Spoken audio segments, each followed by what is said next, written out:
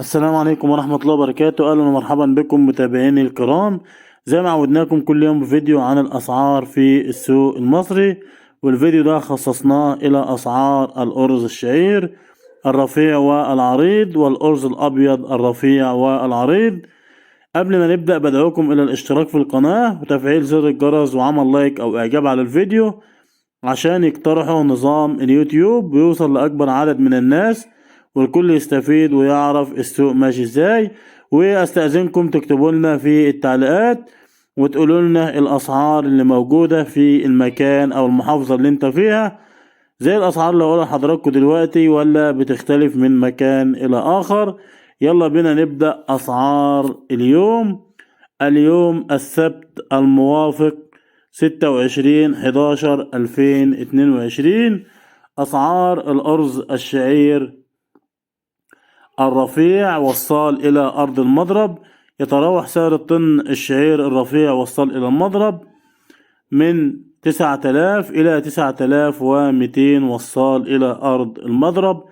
أما بالنسبة للشعير العريض، شعير عريض وصل إلى المضرب يتراوح سعر الطن من 9400 إلى 9500 وصال إلى أرض المضرب.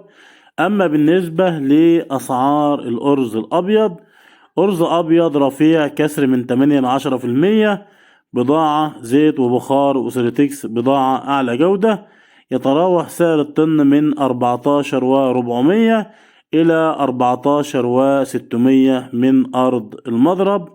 أما بالنسبة لأسعار الأرز الأبيض العريض، أرز أبيض عريض كسر من 8 ل10%، بضاعة زيت وبخار وسوليتكس بضاعة أعلى جودة، يتراوح سعر الطن من 15,000 إلى 15,200 من أرض المضرب.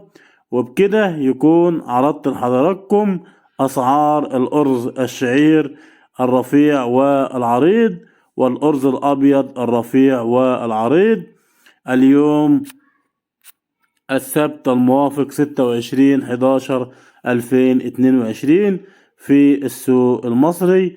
ربنا يسترها علينا وعليكم، وربنا يرزق الجميع من فضله وما يخسرش حد أبدا، وكل واحد يشتغل على وش السوق والأرزاق بيد الله.